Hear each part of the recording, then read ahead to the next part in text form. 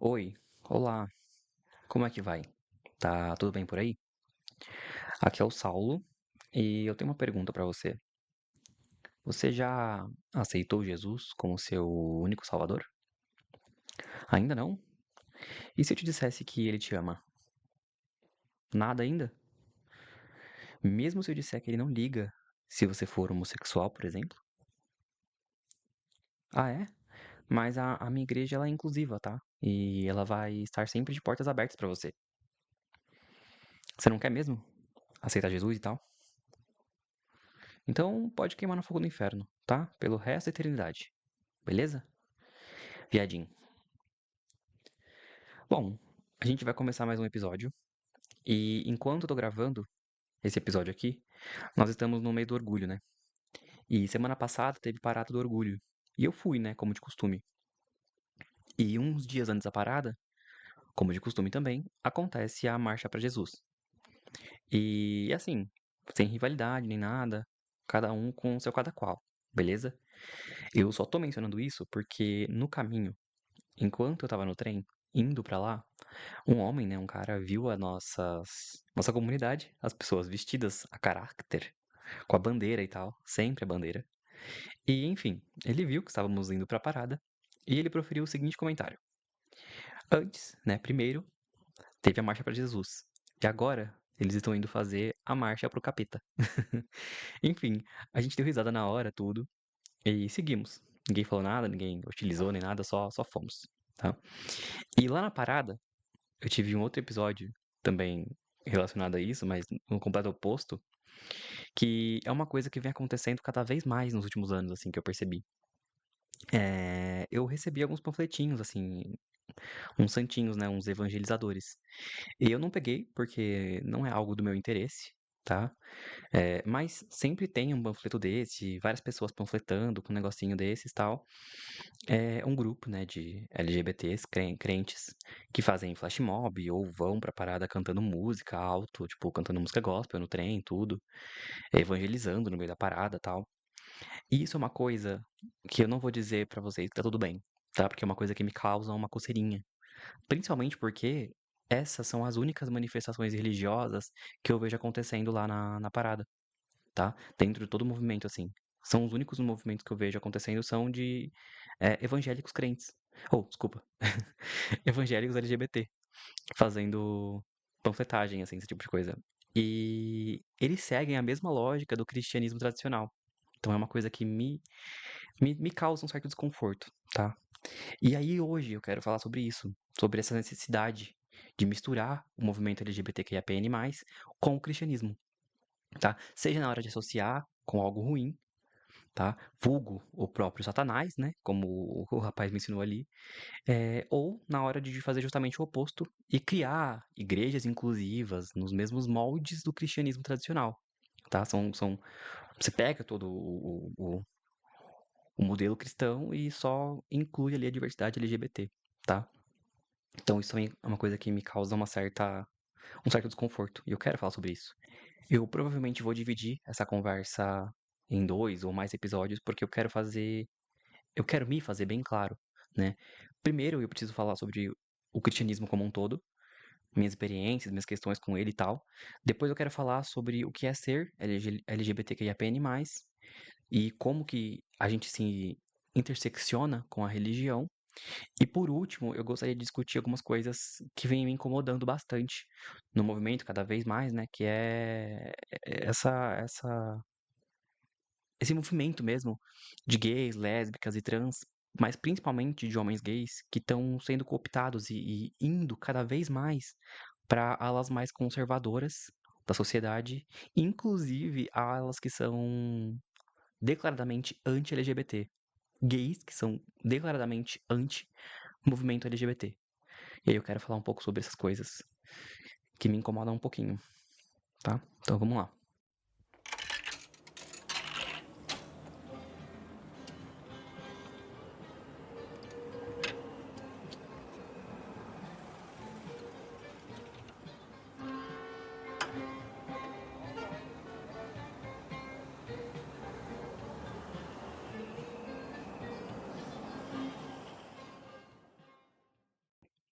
Bom, antes de eu começar a falar das minhas questões com a religião, eu preciso dizer uma coisa.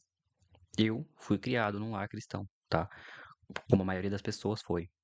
O próprio IBGE divulga, né, em 2022, que cerca de 84% da população brasileira é cristã, tá? E um terço disso são evangélicos. Então, primeiro, a gente precisa tirar do nosso caminho já, de agora, que esse negócio de que o povo cristão está sendo perseguido por alguém é balela, tá? Vocês são maioria esmagadora da população. E tá tudo bem também, tá? Calma aí. O segundo ponto que eu quero falar aqui é que nem tudo é preto e branco, tá? Eu não vou passar o episódio inteiro xingando crente na internet, tá? Não é isso que eu quero fazer aqui.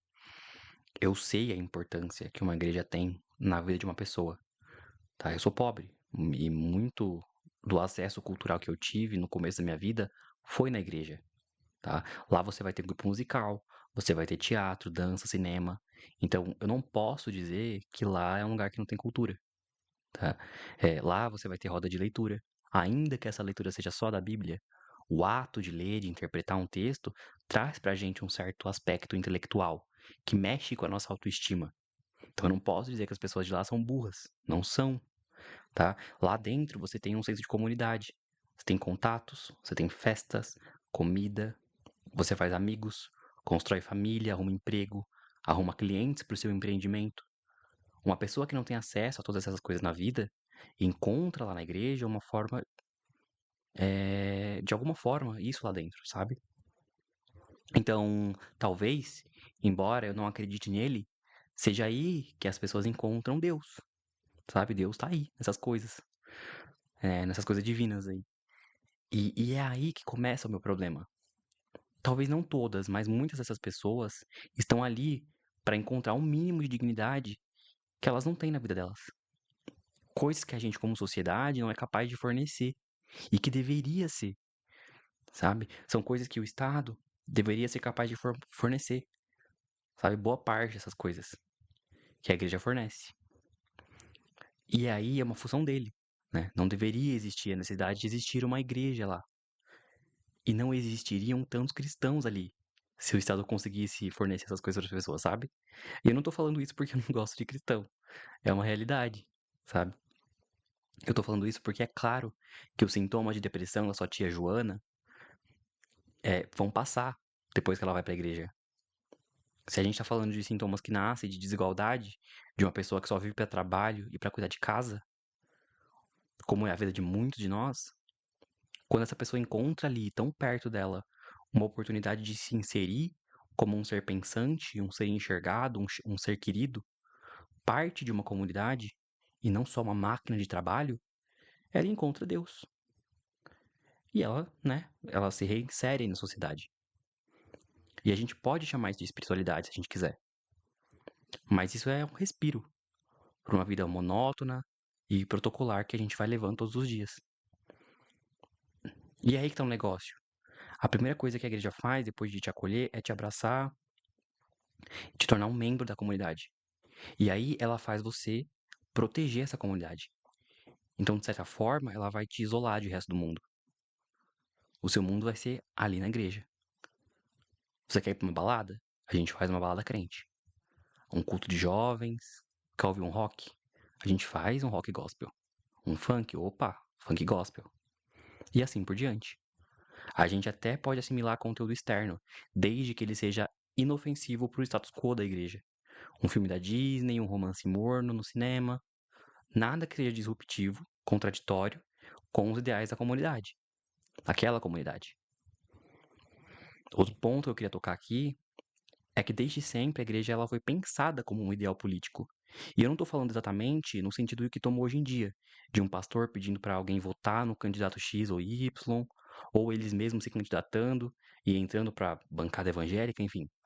Eu estou falando da igreja como uma formação de pensamento, como uma organização que dita aí como a gente pensa, como a gente se organiza, o que a gente veste, nossos comportamentos, como a gente fala, no que a gente acredita. Tudo isso são coisas políticas e a igreja tem um grande papel nisso, na sociedade, tá? Pega, por exemplo, o jeito que a Bíblia foi escrita. Foi feita, na verdade, né? Foi montada, foi organizada. Esse livro sagrado, junta aí mais de 4.000 anos de história, tá? São vários e vários textos de vários e vários autores, dezenas, quase centenas de autores aí. Tá escrito num período aí de mais de 1.500 anos de diferença entre um texto e outro. E esses textos, eles foram escritos em aramaico, hebraico e grego antigo, que são línguas que já estão mortas aí há muito tempo, tipo, papo de 4 séculos antes mesmo de Jesus nascer, no caso do hebraico antigo, que falam aí sobre contextos do mundo em uma parte específica do planeta. Egito, Síria, Roma.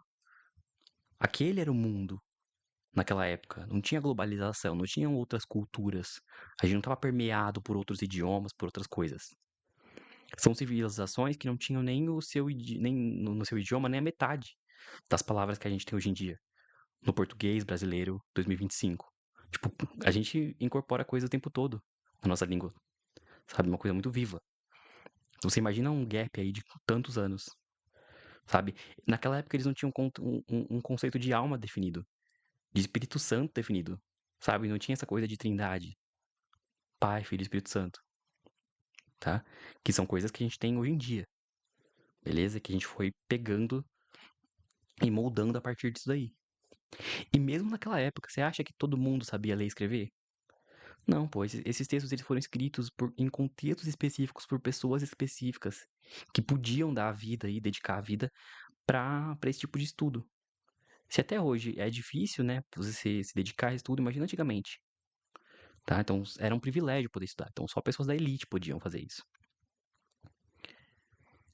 E até mesmo hoje, se você pega a Bíblia e acha que o autor foi Deus, que ele soprou as palavras no ouvido de uma pessoa e depois uma outra pessoa também guiada por ele foi lá e juntou tudinho num livro só, com começo, meio e fim, pô, aí você tá pedindo pra ser enganado, sabe?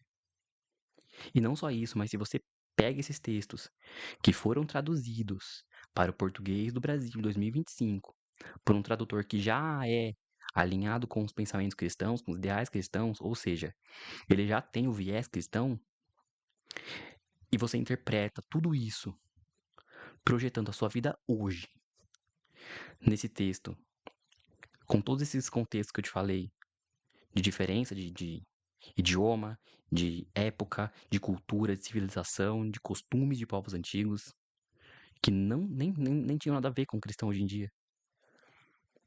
Aí você interpreta isso com projetando sua vida de hoje nisso,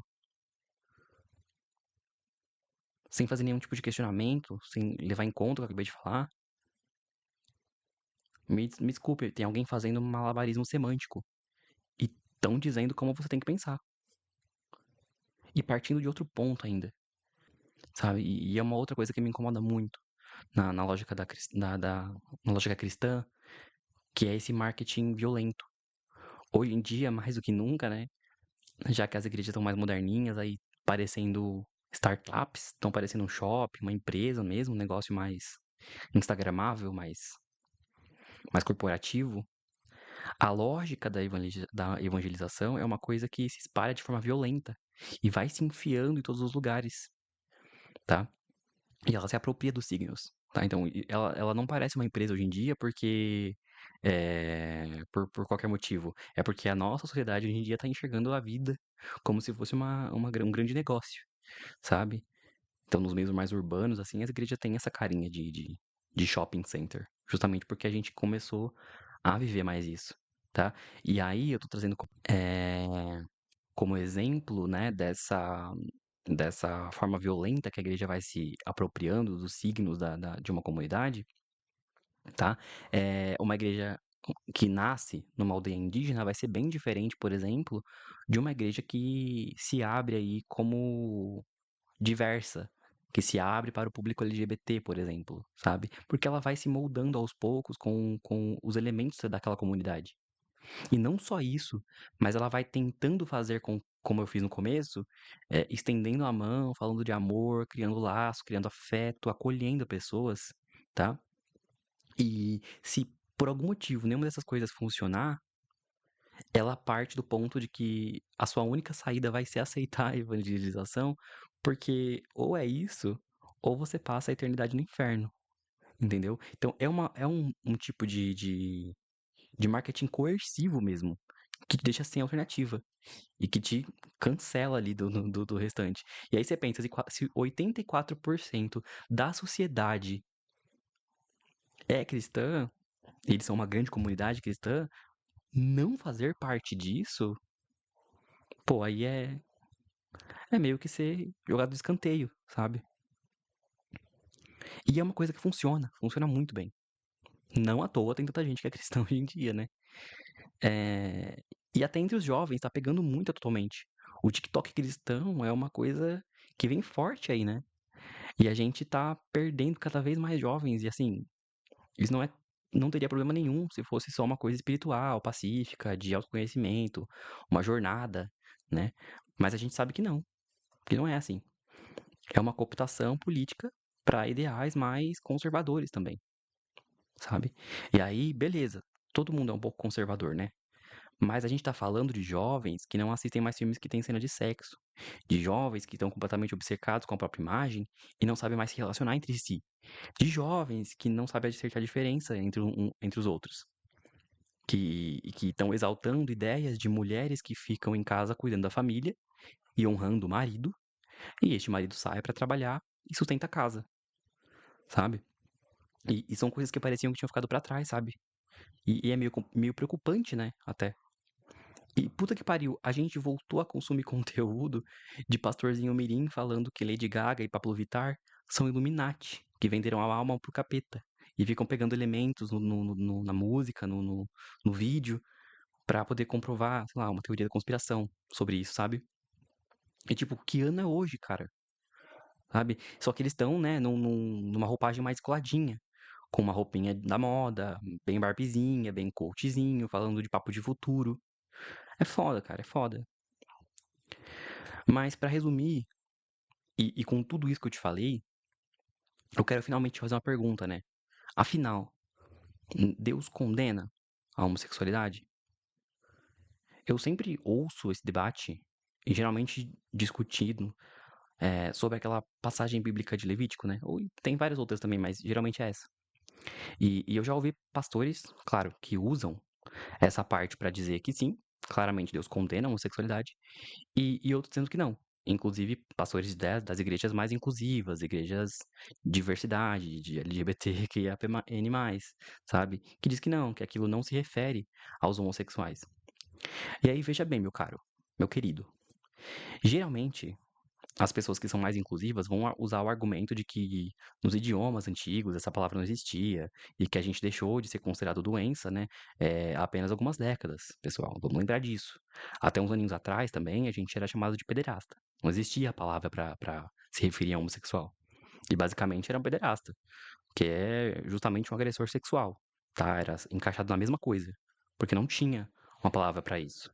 Não tinha uma identidade, tá? Isso é muito recente.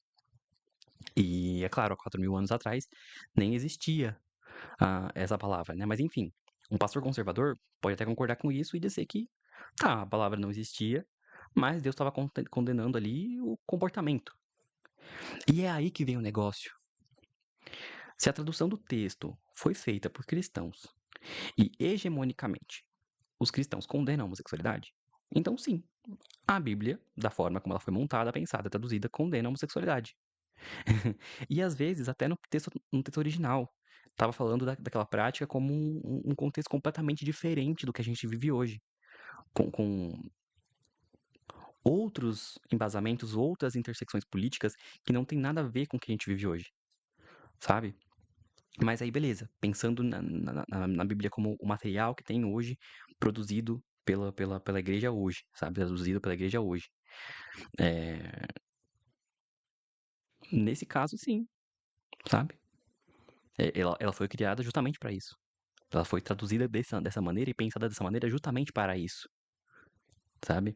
E aí, beleza, você pode ser o pastor abrangente aí, né, queridão, e falar que fazer o seu malabarismo político, sabe?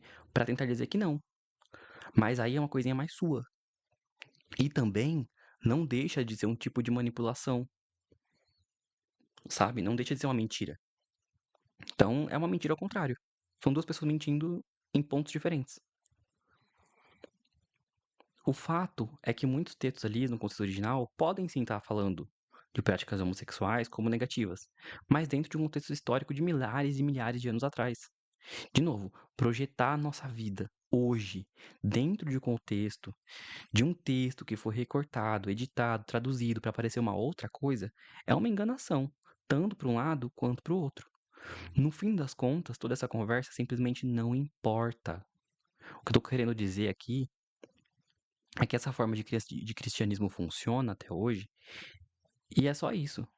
Alguém tentando dizer como você vai pensar e chamar isso de Deus, tá?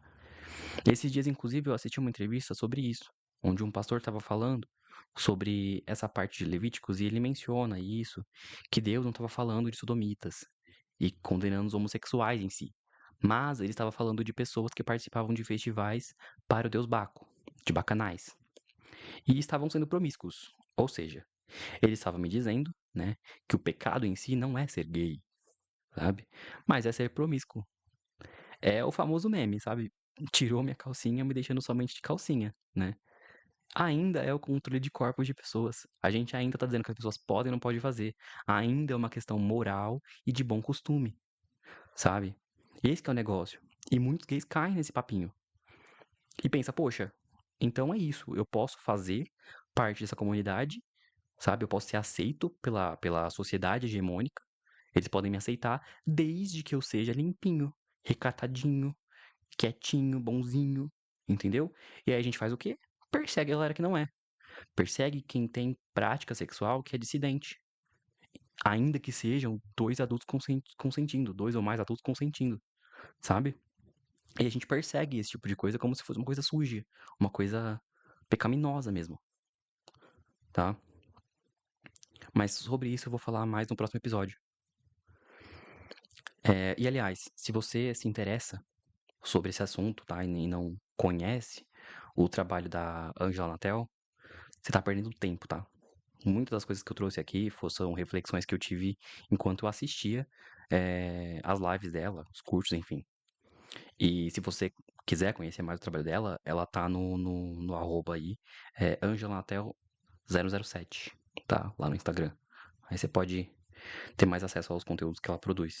Ela é uma pesquisadora incrível. Ela é linguista, teóloga, enfim, tem doutorado, tudo. E ela é fera, cara. Ela fala muito bem sobre tudo isso. Tem horas e horas aí de conteúdo bem aprofundado, bem melhor do que eu falando aqui, na verdade, tá? Mas essas foram só as minhas considerações, assim, sobre o cristianismo, assim, enfim. Para começar a falar sobre esse movimento de LGBTs dentro da igreja, sabe? E eu acho que tá bom pra começar, assim. Acho que esse episódio aqui vai acabar, assim, nesse ponto de que vamos partir desse negócio, assim, sabe? Essa questão de, a Bíblia condena ou não condena gays? Condena. Condena, sim, tá? De uma forma ou de outra, seja num contexto específico, dentro daquela época lá, por um motivo específico, que a gente aí não, eu não vou poder explicar pra vocês, a gente teria que pegar por partes e partes, e aí uma pessoa especialista, né, no contexto histórico, geográfico e cultural daquela época poderia explicar parte a parte corretamente, naquela época, o que isso significava, sabe? E aí, pegando a Bíblia para o que ela foi feita hoje, sabe? Pelo propósito que ela tem de ser montado hoje em dia, também. Também condena a homossexualidade, tá? Então fique com essa. E aí aquele negócio, sabe? Você pode fazer o seu malabarismo e acreditar em outra coisa. Você pode fazer enfim, dobrar a realidade daquele texto e tentar enfiar dentro dele uma forma para que ele te aceite, para que o cristianismo hegemônico te aceite, tá? Você pode fazer isso se você quiser, porque, claro, tem uma questão aí mais de respeito mesmo. As pessoas querem ser aceitas, elas querem fazer parte da sociedade, enfim. Mas nada disso te salva, no fim das contas, de nada. A gente ainda não tá, não vai continuar. No fim das contas, você continua sendo homossexualzinho, sabe? É basicamente isso. E aí vai da sua consciência, tá? Pra começar isso, um beijo e até mais. Fica com Deus, para quem acredita em Deus.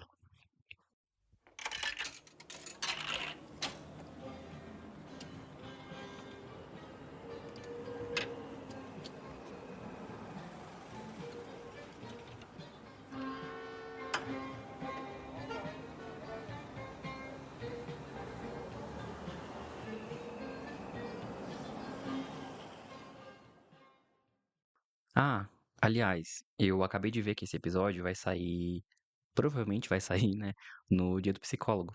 Então, parabéns para os meus queridos amigos psicólogos. E para você que está precisando de algum tipo de ajuda, procure uma ajuda profissional de um psicólogo antes de procurar a igreja, tá?